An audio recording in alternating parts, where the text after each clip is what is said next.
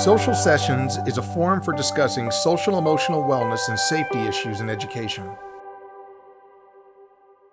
Thank you, Dr. Blaise Aguirre, Harvard University psychiatrist and international expert on the social and emotional wellness of adolescents and our youth. We're so grateful and appreciative that you made some time for us today, Doc. Yeah, it's awesome. Thank you so much. I'm sitting in my living room in a very cold Boston day. Well, it's not much warmer where I am. So, right. Doc, as we get into this, I think, important conversation and glean some important insights that you've developed over years of practicing psychiatric medicine, how did you get interested in psychiatry and your work with children and adolescents?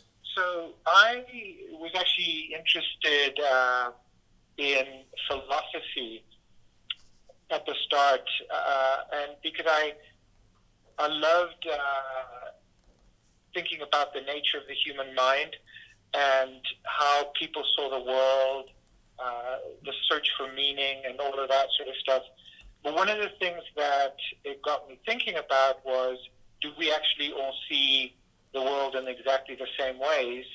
And how does our environment influence how we see the world?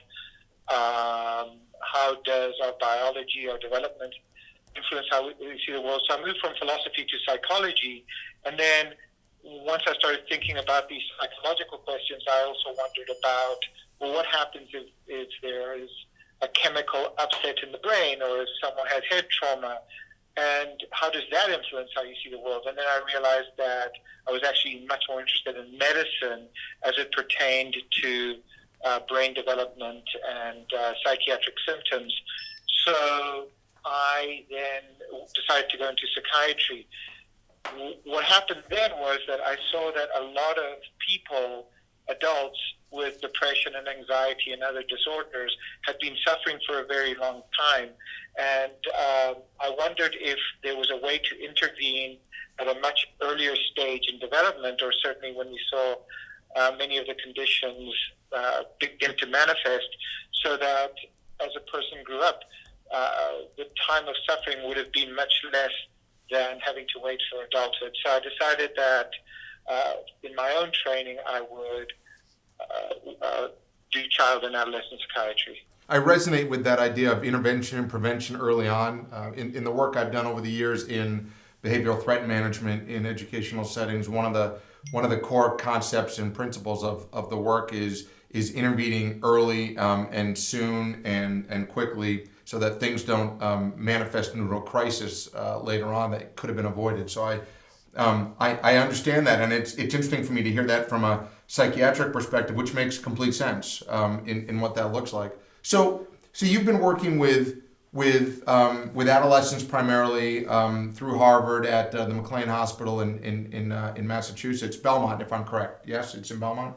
That's correct. Yeah, Belmont, Massachusetts. For many years, and I'm curious, having been practicing for as long as you have, what's changed regarding the state of mental health or the social and emotional context for our youth today? What's different now than the day you put your white coat on and went into medicine?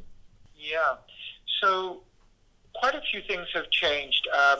So if I break them down into different categories, the first is how human beings connect with each other. So when I left Boston University in 1996, I started at McLean Hospital in 2000, at Harvard in 2000. So when I left Boston University in 1996 as a child psychiatrist,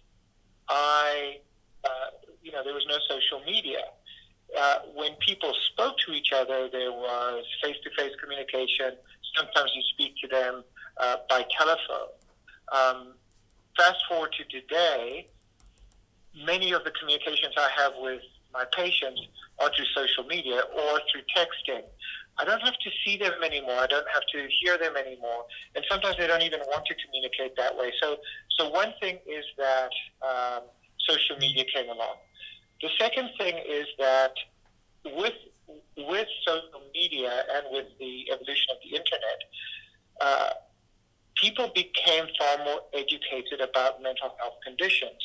And now that was a double-edged sword, because on the one hand, you could see people could self-diagnose and could wonder about their symptoms by using a search engine.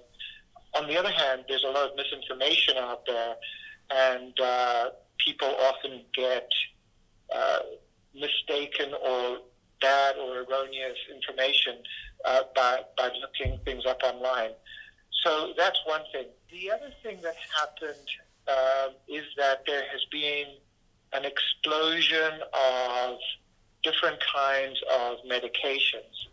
And we often see children on up to 8 or 9 different psychiatric medications in an attempt to try to control their behavior.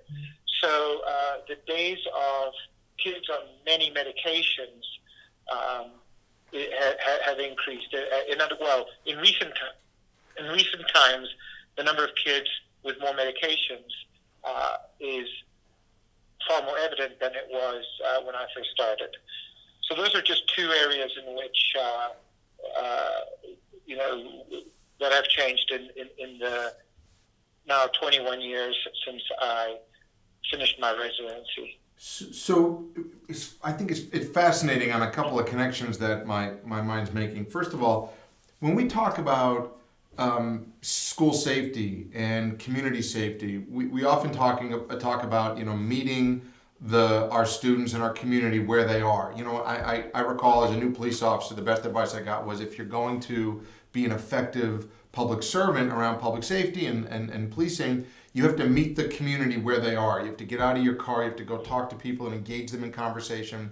And then, years later, as I was finishing my own doctoral studies in education, a comment made around, to be an effective educator, effective teacher, effective caring adult, you have to meet your students where they are. And that didn't necessarily mean in the classroom, right? And even as a parent, you meet your children where they are. So I'm hearing quite a bit of overlap. And what I'm interested in, just to the point you made about, at the beginning of your career, social media and these online platforms didn't exist, and now they do. And in some ways, you're meeting your patients where they are, which is online, just as important as those who need to meet you in person. Did I hear that right? Are you able to effectively treat and engage in a multiple set of, I don't know if modalities is the right word, but engagements in what's best for your particular patient?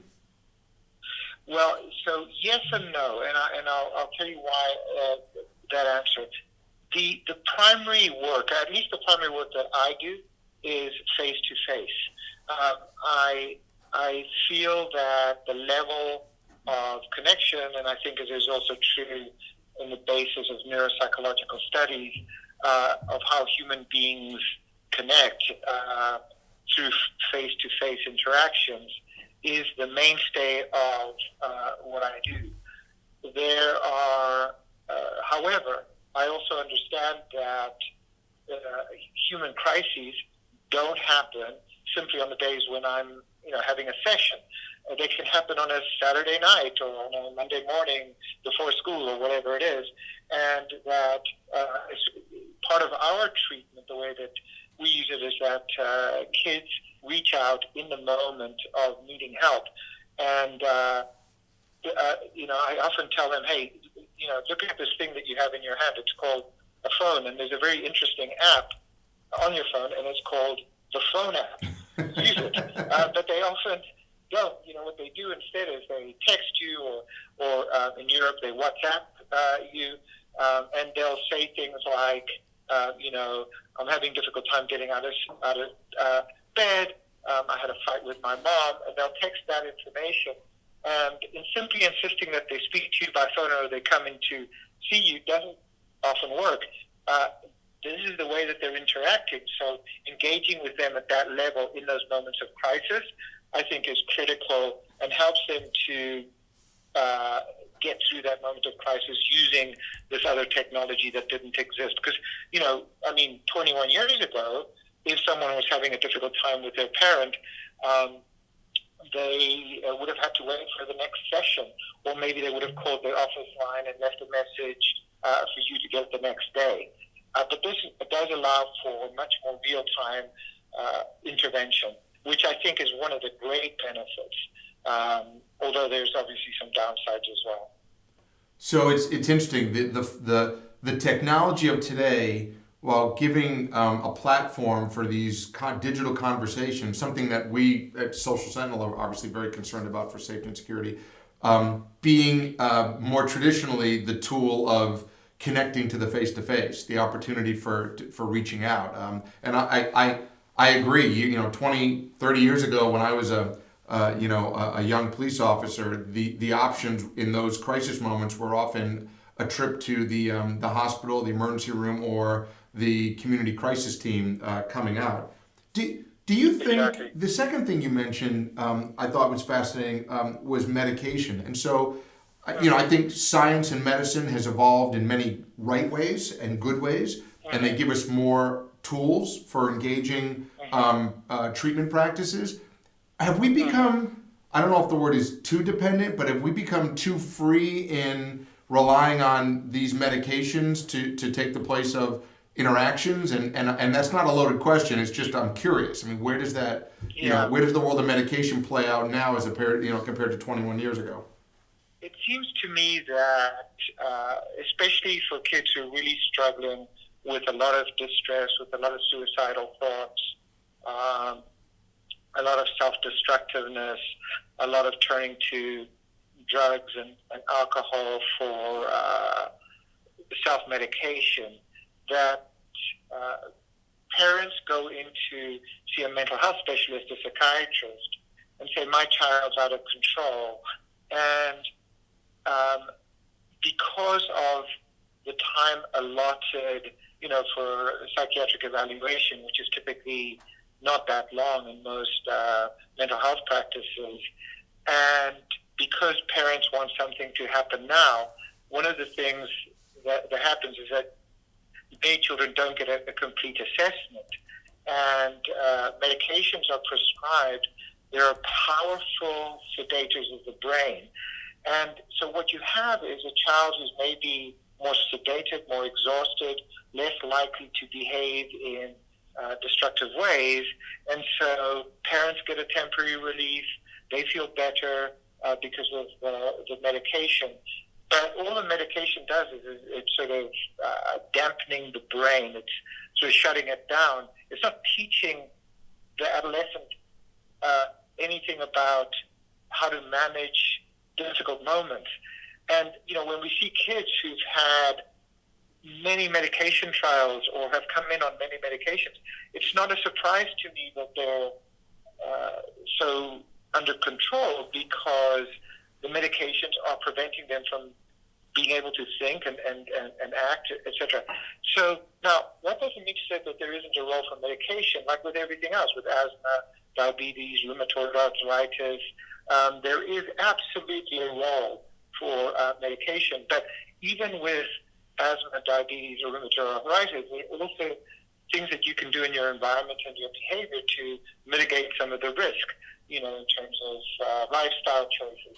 So that, yes, there's a role for medication. There has to be accurate assessment and diagnosis, but it is my opinion that we are too quick to medicate kids, and often for conditions that don't require medication on the one hand, or that haven't been fully assessed. So people will say, I'm depressed. They get given an antidepressant, but there hasn't actually been a full diagnostic assessment for depression. So what I think I hear you saying is that when medication becomes the solution, we may be missing key opportunities. Medication, if I hear you correctly, is a tool to get to effective talk therapy, effective family dynamic changes. Because as I'm listening and absorbing your insights and these incredible lessons, what I think I'm hearing is, a youth, an adolescent, a child in distress, to treat and help them move through this is not just about them. It's about the dynamic in which they live, their family relations. I mean, and if medication is used as a tool to calm the environment as well as the individual, as long as it's that tool to talk therapy, it may have greater value. It's when I think I hear you saying it's in and of itself the solution that we run into problems. Exactly, because well, and not only that. I think you restated the point extremely well. Not only that, but the other problem is that these medications come with pretty significant side effects. So, for Sure. instance, some of the antipsychotics will cause tremendous amounts of weight gain, hypercholesterolemia, a lot of high blood fats, cardiac side effects. And so maybe you've helped some of the mental processes, but it comes at the cost of a lot of physical processes. And so I think for many people, we divide our organ systems into those are the kidneys, and that's the liver, and that's the brain, etc. And I'm only taking care of the brain. I think it's a very black and white thing to think about the human being, because everything impacts everything else. The brain and how you think will impact what you eat, will impact what your liver does, will impact your weight, will impact your kidneys, and all of those sorts of things. So to give medications that may or may not work might only be part of the solution and cause tremendous side effects is one problem. But the other problem is to simply say that without teaching a person new ways of interacting is at best doing a half solution to the problem. And there is no such thing as a child, because a child cannot exist outside of the context of a larger community, especially a family setting. So really, medication is only treating a very small portion of it, if it's treating anything at all, without intervening with the family and the kid. We're missing a great opportunity. It sounds very much to me, and I'm not a physician, so I say this really as a layperson, to the medical profession. It appears to me to maybe highlight some of the foundational differences in Western and Eastern medicine, and clearly, absolutely, and clearly, what you're doing as a psychiatrist, treating the emotional wellness and stability of adolescents, can't ignore all those other issues.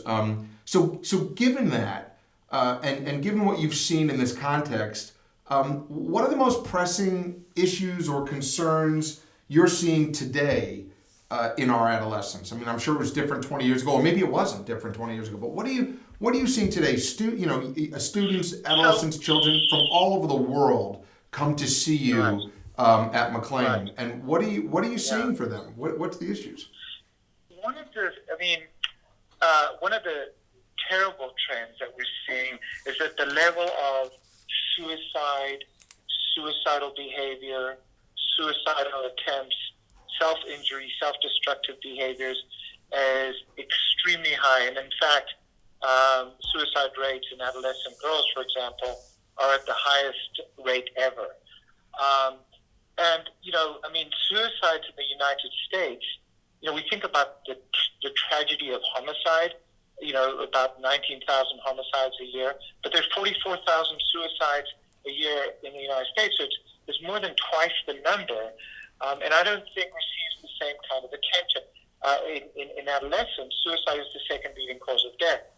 So after accidents, higher than homicide and things like that. So the level of self-destructiveness. But the other part of it that I never used to see and see a lot now is how much of it is mediated through social media. Okay, so what are the sort of things that happen is that kids get admitted because they see that the boyfriend's ex-girlfriend liked a photo on Instagram, and now especially for very emotionally sensitive kids, or kids who don't have the skills to manage their emotional outbursts, they very rapidly go from, I saw my boyfriend's ex-girlfriend like one of his Instagram photos, he must clearly be having an affair with her, life is not worth living, I should kill myself.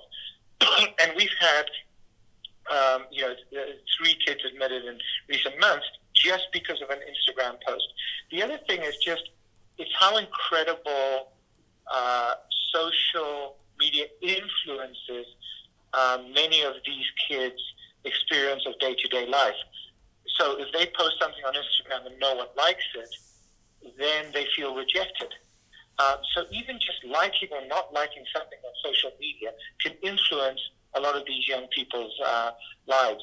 And, back in the day, we took the Polaroid, we went to the post office, stuck it in the mail, sent it off to a friend, they sent it back and said, hey, that was quite a nice photo, and that was it. It took, a couple of weeks. But now it's instant, and there's the instant on Instagram. But those kinds of things, or that the way people break up is by text.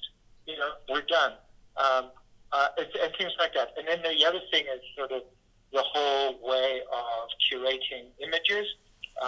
I have many people who feel very bad about themselves, who then say, I can't believe my friends are in, wherever they are, and then the fear of missing out.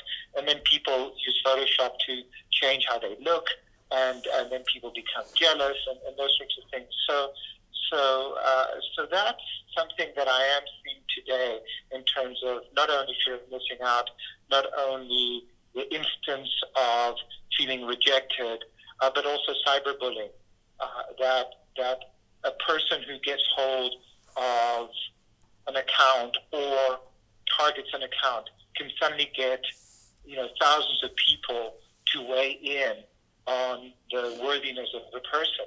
And before, if you were bullied, you were taken, behind the tennis courts and teased or something like that. It was awful, but it happened between 2 or 3 people.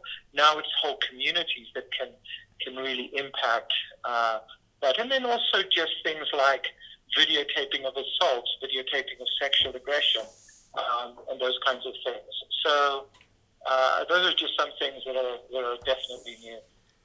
A lot of things you said that I'm so fascinated with, and I want to go back to the first thing that popped into my head. Is the need to feel accepted? I think the need for self-worth and acceptance, has existed as long as I'm guessing, we've existed, right? As given the social dynamic of human beings and of every, I would imagine, animal on the planet, right? So when did self-worth? What did self-worth justification or pride look like before social media as opposed to now? Is this we've always had the need for self-worth, which I think we have, and we did it in other ways, but now because it can be played out on social media, it's amplified? I mean, how did it happen before? I don't know if I can remember before social media in this regard. Yeah. Well, I think that the construct of self-worth in schools was, for example, assessed by certain things. So, like on the sports field, how good a sports person you were. In the classroom, how good of an academic. How good a trumpet player you were for the band, or how a good an actor, right? All of those sorts of things. And now, though, I think, or even if you're popular because you had girlfriends or boyfriends or whatever it is.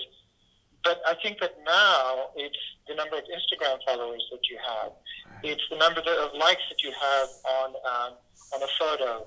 It's the number of people who hang with you on your Snapchat, or so that it's and the other thing is, back in the day you'd have 3 or 4 very good friends, but now the idea of having thousands of friends on Facebook or something like that, it's inconceivable to me. So I think that measures of self-worth are influenced by that. But let's just take a different situation. When I applied for college, I could apply for 4 or 5 colleges, and that was that. Now, because of the Common App, kids can apply for 80 colleges. And so what happens is that colleges are being flooded by applications. And I know that, for instance, last year Michigan had 80,000 applications. There's no way that they had enough readers to go through all the applications. So a lot of very qualified kids were never even seen. And then so electronics has made it easier to apply to multiple schools.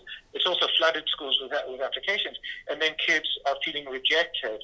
They've worked so hard, they've gotten straight A's, whatever it is, but they're getting rejected just because, there's so much competition for for spaces. So I think, again, the electronics that are making our lives so much easier in many ways are also complicating our lives in some ways. Your point, I think the point you made around around how we judge our value, I think in some ways is incredibly prophetic. I mean, I think to, my experience in school, in grade school and high school, quite some time ago, and it really was, our worth was based on how smart we thought we were, or how good we were at athletics or music or acting or whatever other a group activity or thing was happening. And now it's almost fame for the sake of fame. It's not about my skills, abilities, knowledge, wisdom, insights, and such. It's about how many people I can get to want to follow me, and the impact that has. And so, leading into your conversation about electronics having done so much good, we see it, but then having so many challenges. We see it at Social Sentinel because we're paying attention to the a massive communication dialogue. A billion conversations a day happening. And seeing some of the negative aspects of the harm and the potential for bad stuff. So, and then the other thing you mentioned about recording things, where curating and recording, capturing information in the moment. I remember years ago having a conversation with students at the university around security cameras, and one young man pulled out a phone from his pocket and said, I have a camera on me all the time. I don't care if you put one on that building. I thought, again, was an interesting shift in kind of where we're going. So you're seeing all of this impacting the emotional and the mental wellness of our youth, of our adolescents, around self-harm, around suicide.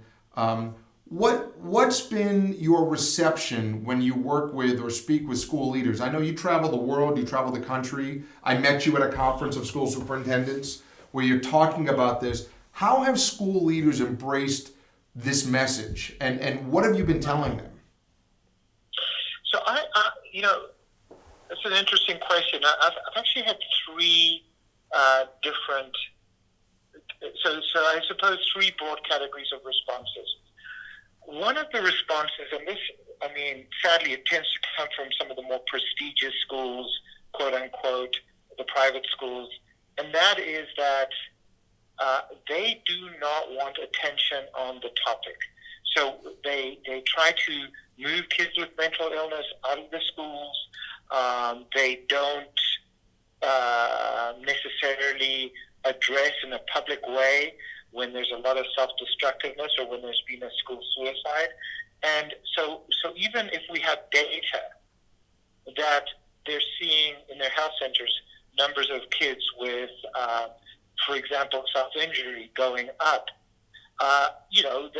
the school that is prestigious and is well-known doesn't want to say our Ivy League type school has 12% of kids self-injuring or 3% making suicide attempts. It's not a way to promote the school. And so they really tend to so one response has been to not address it, just not even accept or deny that it's there. So and then deal with it with some internal mechanisms that I'm not quite sure about. There have been some schools that have been proactive, so I lecture at parent academies in some public schools, and what they do is they invite speakers to address different mental health concerns, and just being very proactive and discussing various topics. And then there's the other type is the reactive type, and that is that they deny, say nothing, have a very big sentinel event, and then all of a sudden, insist on swooping in and doing all sorts of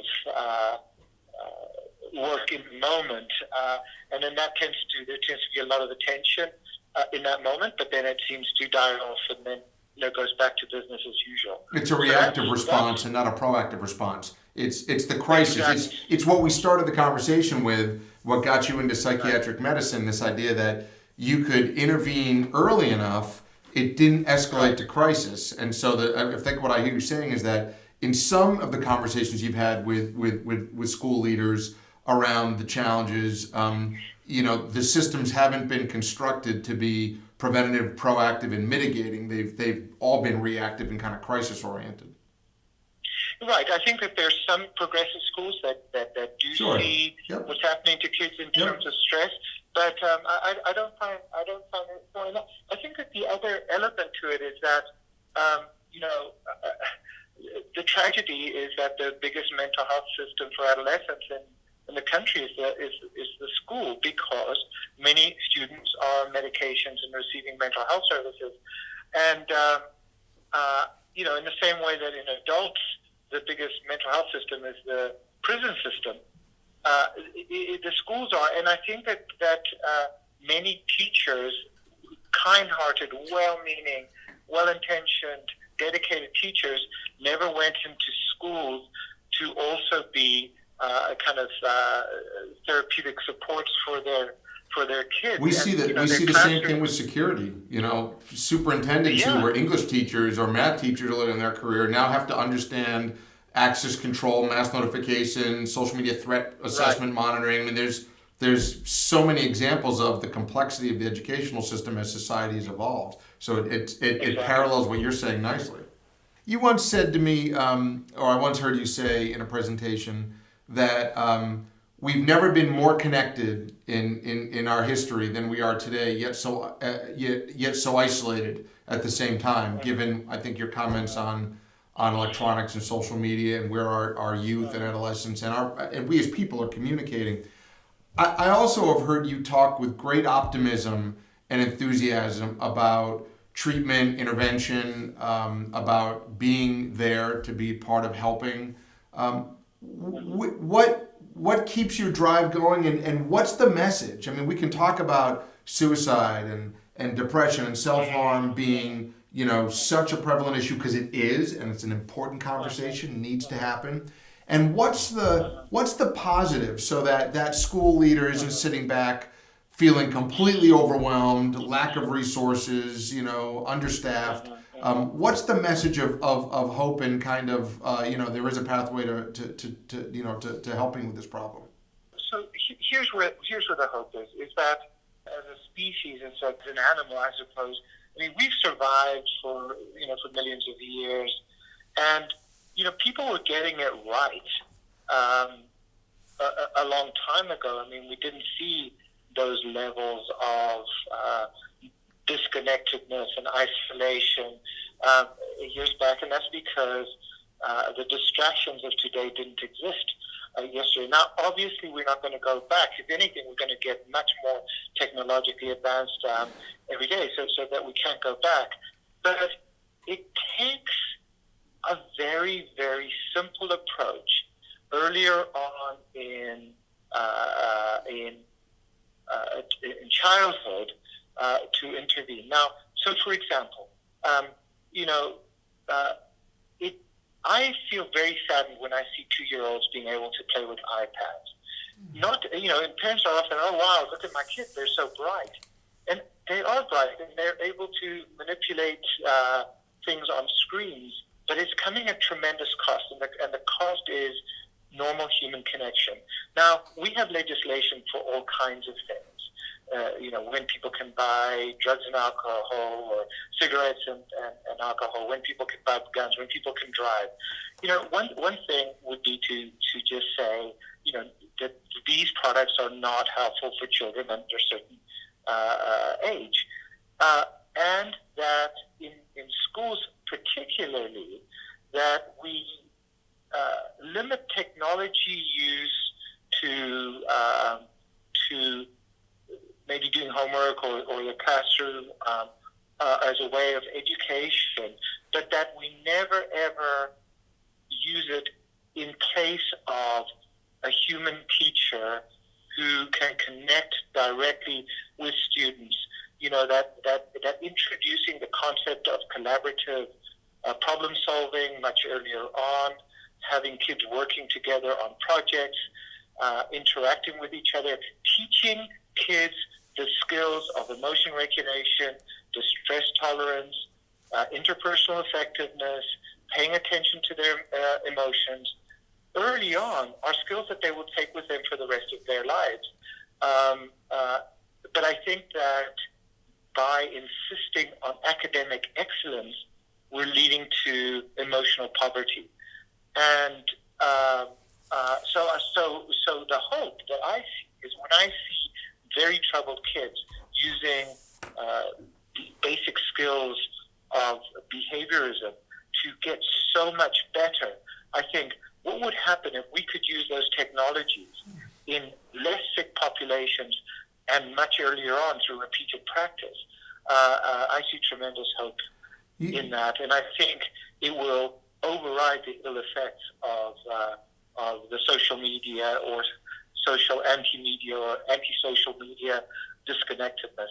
This concept that you raise of emotional poverty, I think, is powerful. I think that the image that conjures, or the understanding it elicits of creating too much opportunity for instant gratification, for lack of connection. You talked about what you're seeing with, and what I mean. I have children who are in high school, and I observe them and their friends interacting, and this idea of important emotional connections happening via one-dimensional texting and social media, and and ending relationships and starting relationships without even a face-to-face. I think is all maybe the result of this idea that you've put forth of this emotional poverty. And what I hear you saying is simple engagement early on that allows our children to interact with themselves, with each other, with adults in their lives,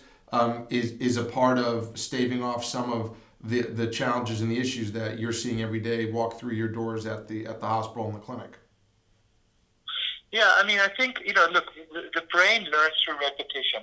I don't know of a single thing that people do in terms of a skill set that they don't do through repetition, whether it's driving a car, playing the trumpet, doing a sport, repetition.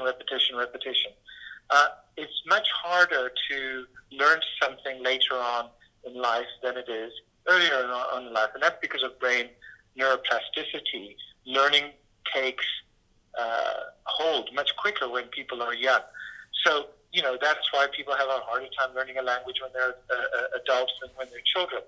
So if you can teach interconnectedness, interbeing, much earlier on, than having to wait till they're 18 or 20 years old and saying, what do you see when you look at my face?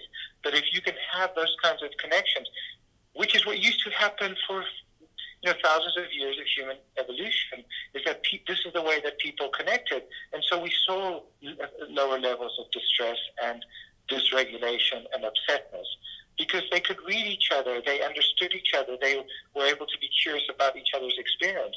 Now, if you send me a text and I misinterpret it, I don't hear a voice, I don't see your face, and I can automatically make assumptions. As they say in science, nature abhors a vacuum. The brain abhors a vacuum of knowledge, and so when you just see a text out of context, a disembodied text, you can't contextualize it, and so and for many kids who are sensitive, they misinterpret. So the idea of just like much earlier on having them get dirty in the mud, play together, even fight, allows for a level of brain teaching that is healthy for kids. As I listen to you again, I'm struck by this idea that we have a generation of teachers and principals and university administrators and staff who are, like myself in the 50 plus category of age, who are interacting with the adolescents of today, and it's not only understanding everything you've said, it's also recognizing there's a great potential for a communication barrier, right, between these generations and what that means. I think to my son the other day was talking about applying for a position or some such thing, and I had said to him, did you stop by or did you pick up the phone and call the people? And he said, well, I sent them an email. And I said, okay, but did you pick up the phone and go see them? No, but I sent them an email. And that was the whole conversation about, you need to go see them. They need to, or talk to them. You need to be more than one of 10,000 emails they get a day. And so I also wonder about what's the impact of the generational communication challenges, not only understanding kind of the impact of technology on our social and emotional wellness. I remember once seeing a young woman, and her father had dragged her in because she had hooked up with 3 guys at a party, and she thought that the child was headed for a terrible mental illness outcome. And, the idea that in a very public way, somebody may have done those kinds of things, be seen, photos taken, put on social media, to me, it would have been tremendously shaming back in my day, and sort of abhorrent to think that my own kids were doing it. When I was talking to my own children about something like that, they seemed very nonplussed by it. So they said, yeah, that's just what they do. Like, this is what we do on contemporary social media. It's, maybe it's a little bit out there and everything, but the idea that there would be embarrassing videos of them on public forums is, well, the guy who's interviewing me, who's my age, is going to have his own embarrassing photos. So that, it's honor amongst thieves. It's mortifying to us parents, though. I completely agree with you. There are going to be thousands of people who are listening to this podcast or watching it at some point who are going to have the same reaction of, oh, I got to have that conversation with my kids again.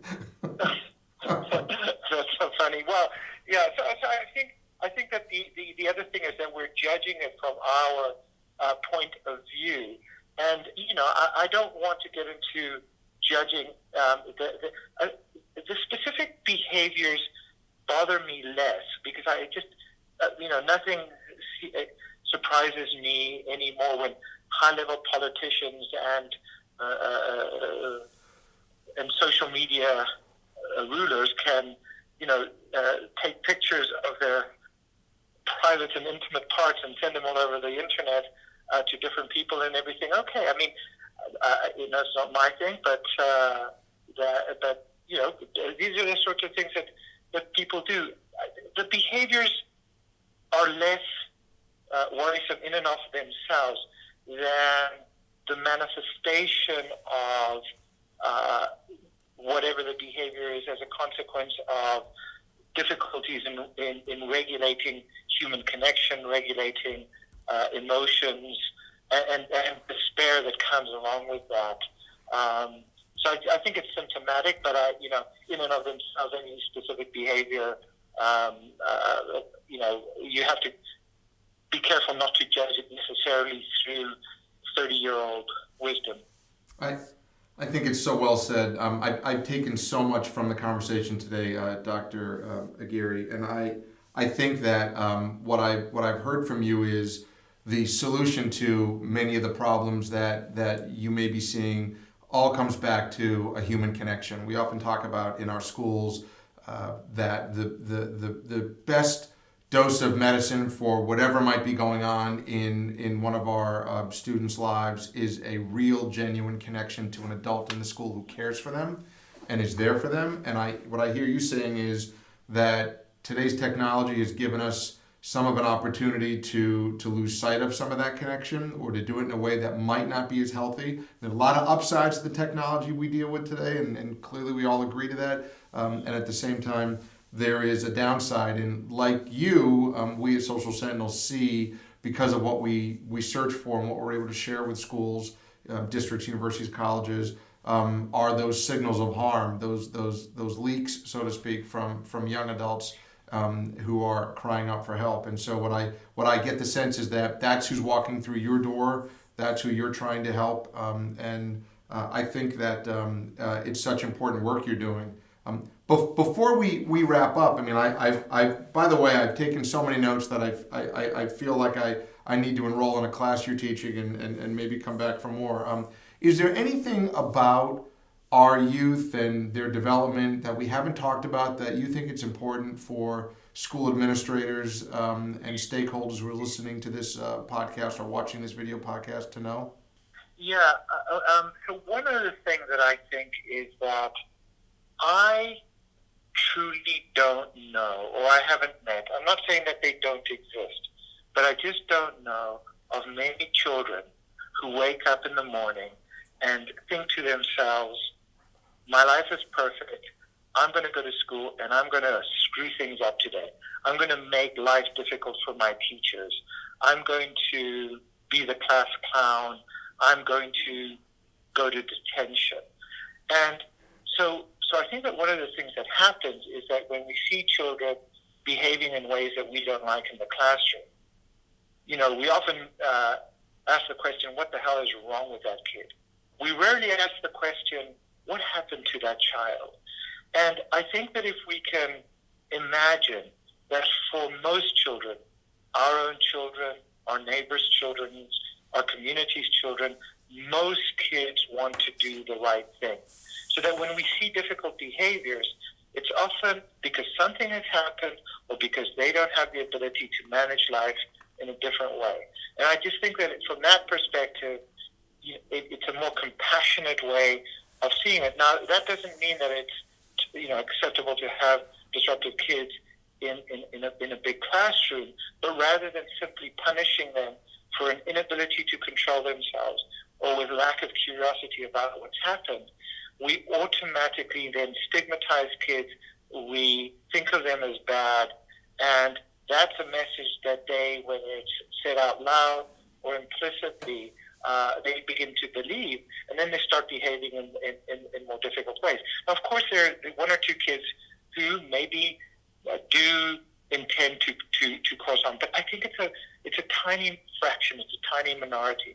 And so to sort of think about them with compassion, think about them that whatever is going on in their lives in the present moment is probably impacting how they're behaving.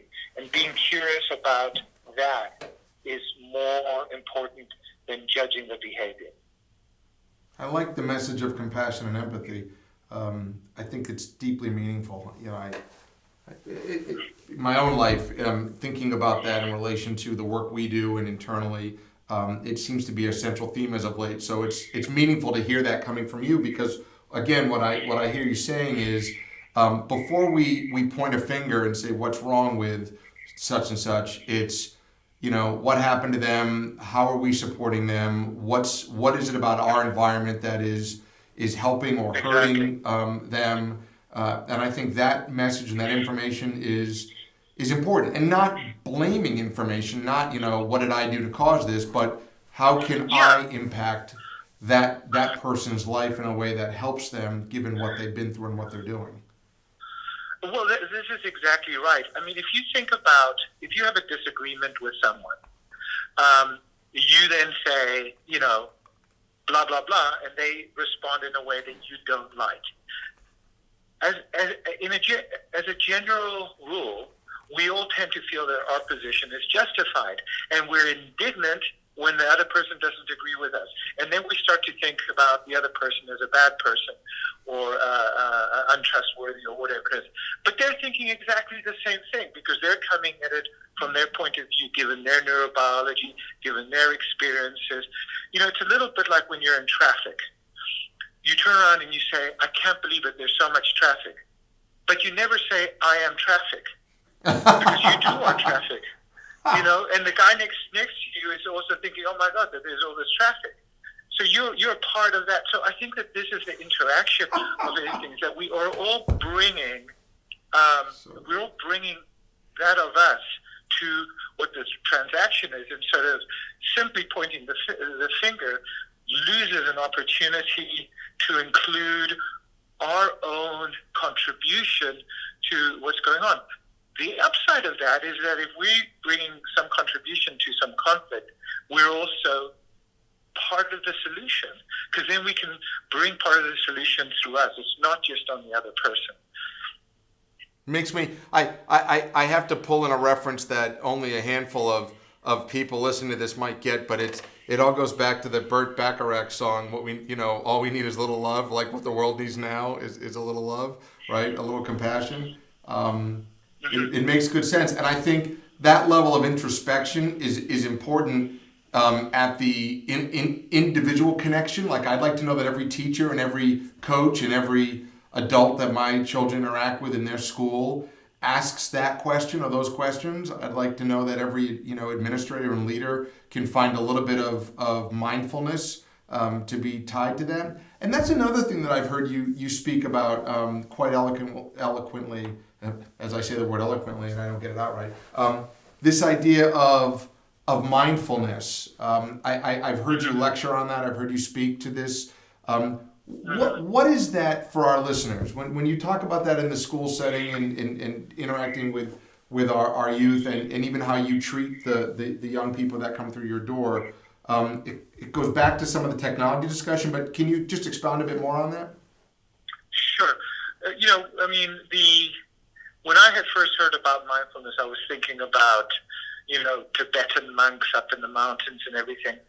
But if, and some people want to practice very deeply mystical mindfulness. But if you were to just examine the contents of your mind at any given moment, you sort of think, okay, it's Saturday. What do I have later on? Do I have plans later on, or what happened yesterday? And so let's imagine that you could just label the thought. And that's just saying, okay, that's a future worry, that's a past concern. So you were to say future thought, present thought, past thought, and how quickly our minds get taken away from what's actually happening right now. Now, thinking is for planning, thinking is not for worrying. Because often people get caught in ruminative thought spirals. They say, what happens if, what happens if, what happens if, what is this, and what is that? You say, okay, let's plan for that thing happening.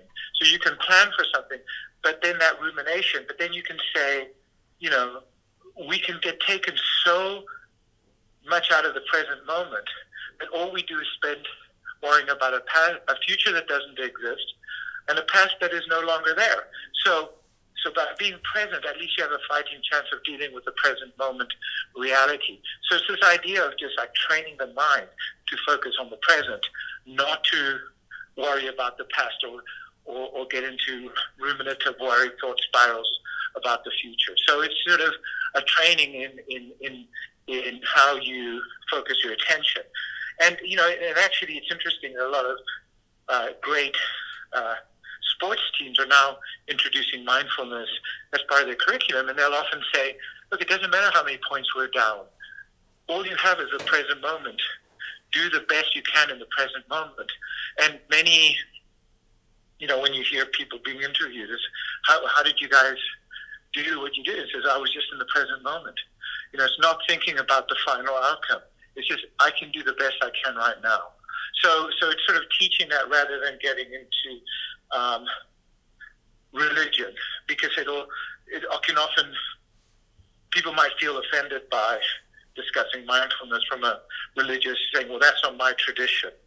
But you don't have to go there. You just can go into present moment awareness.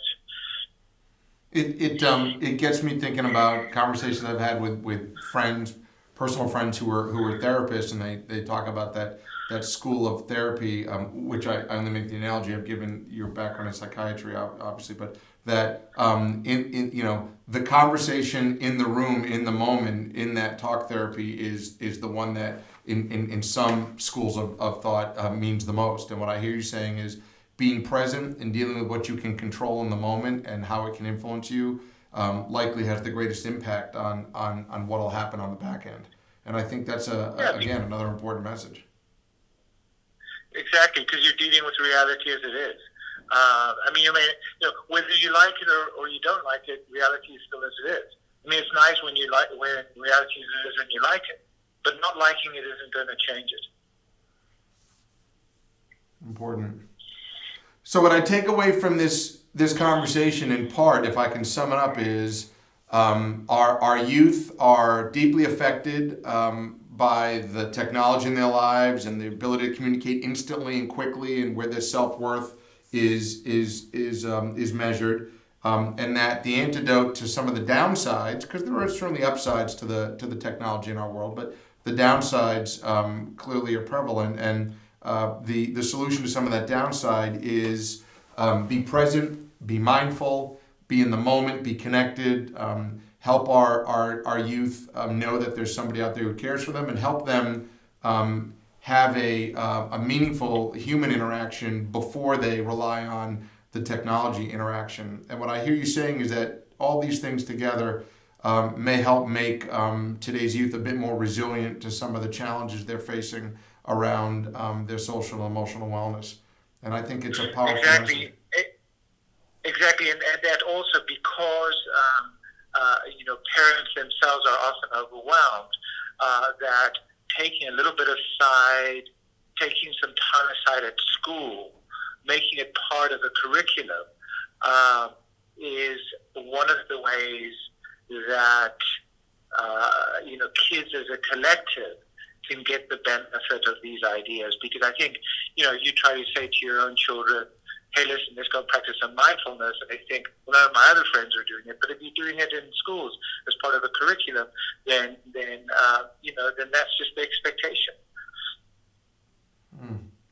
Powerful lessons, Doc. I as I listen to you and as I've gotten to know you, I am so grateful that you are doing the work you're doing at McLean, and that you are traveling the world and sharing these important messages with educators and parents and students and youth.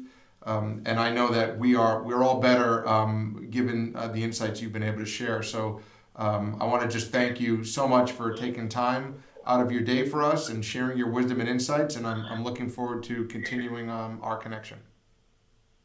Well, I think that first of all, thank you very much for having me on this podcast. I just want to say also that I really appreciate what you're doing. I mean, I often get opportunities to talk and to teach and all of that, but I felt that the work that you're trying to do in terms of the upside of how we use technology in a thoughtful and very compassionate way to address some of the worrisome concerns that we have for our kids is something I strongly support. And we're approaching similar problems through different methodologies, and this was definitely something I was willing to take some time off on a Saturday to do. So that's fantastic. Means the world. Well. Means the world to us, Doc. It really does. And with that, I want to thank Dr. Blaise Aguirre, Harvard University psychiatrist and expert in the social and emotional wellness of adolescents, working out of the McLean Hospital in Belmont, Massachusetts. Thank you for making time for us today, Doc, and have the rest of a great day. Thanks very much. Take care. Bye, Gary. All right, take care, Doc. Thank you for joining us for this episode of Social Sessions. Subscribe to our channel today and stay tuned for more.